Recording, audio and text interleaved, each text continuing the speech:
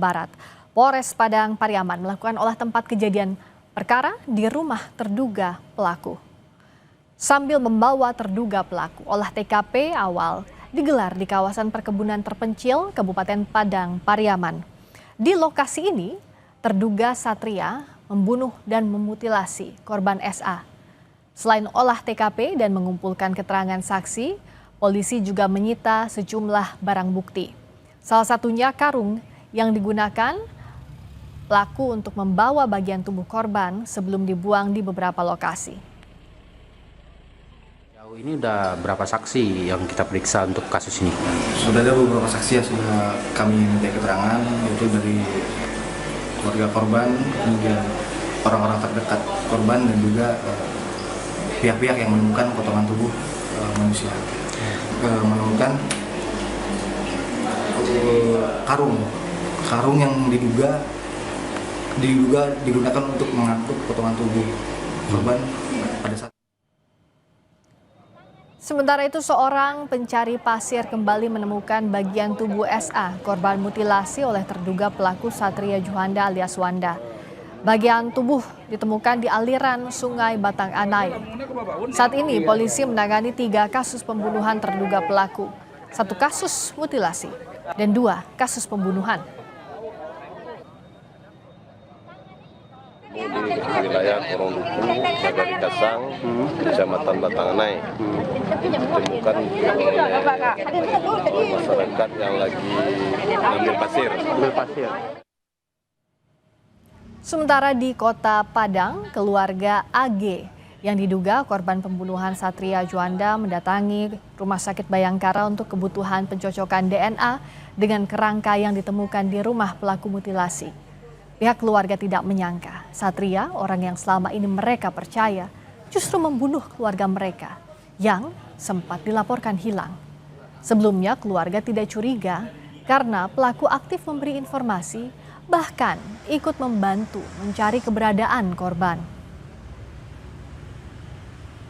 Terus menurut Uni nggak ada perasaan curiga kepada terduga pelaku ini? Pernah ketemu dia juga? Pernah. Nah terus gimana reaksinya pas ketemu itu? Kalau sama si Wanda enggak Pak, cuma sama si Rapinya yang pacar si Dede. Oh gitu. Terus berapa kali si terduga pelaku atas nama Wanda ini yang menanyakan keberadaan Siska? Sering Pak. Sering nelpon dia? Iya. Oh gitu. Terakhir kapan dia nelpon? Setelah hilang 5 bulan lah Pak, terus handphone saya hilang. Oh habis itu nggak ada komunikasi lagi? Perkembangan pengusutan kasus pembunuhan hingga berujung mutilasi oleh seorang pemuda di Padang, Sumatera Barat. Kita sudah terhubung dengan jurnalis Kompas TV Rio Johannes. Rio, apakah detail dari motif pembunuhan ini sudah diketahui oleh polisi? Ya, Priska dan juga saudara, memang untuk motif sejauh ini dari keterangan polisi masih terkait ada 2 kasus dalam hal ini. Satu pertama adalah motifnya terkait utang piutang, yang kedua adalah motifnya terkait asmara. Namun demikian melihat tidak ada perbuatan pelaku yang begitu kejam, dalam hal ini memang pihak kepolisian masih terus mendalami keterangan-keterangan dari pelaku ini guna mengungkap motif yang sebenarnya, apa yang sebenarnya terjadi dan juga kemungkinan adanya tersangka lain. Nah ini pihak kepolisian masih terus melakukan pendalaman, sejumlah barang bukti terus dikumpulkan, dicari di beberapa titik dan ada juga mengambil keterangan dari beberapa orang saksi, terutama dari keluarga korban dan juga orang-orang yang berada di sekitar kawasan pemukiman yang ditinggali oleh terduga pelaku. Demikian, Priska.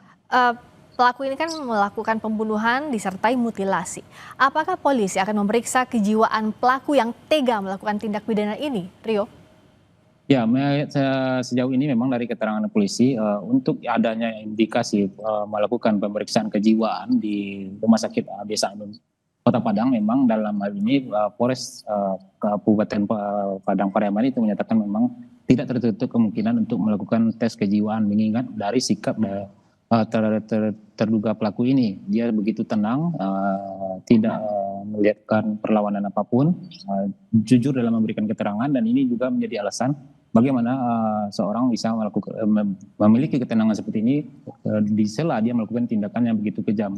Dia juga melakukan pendekatan yang cukup baik dengan pihak keluarga korban dari kedua sisi. Jadi ini memang ada indikasinya dari pihak Polres Padang Pariaman akan melakukan tes kejiwaan terhadap terduga pelaku ini. Demikian, Priska.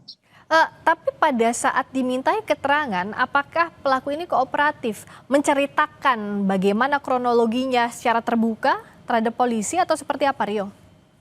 Ya, untuk sikap dari terduga pelaku sendiri, seperti yang disampaikan oleh warga-warga sekitar di rumah mereka, di rumah terduga pelaku, dia adalah orang yang baik, tenang dan jujur.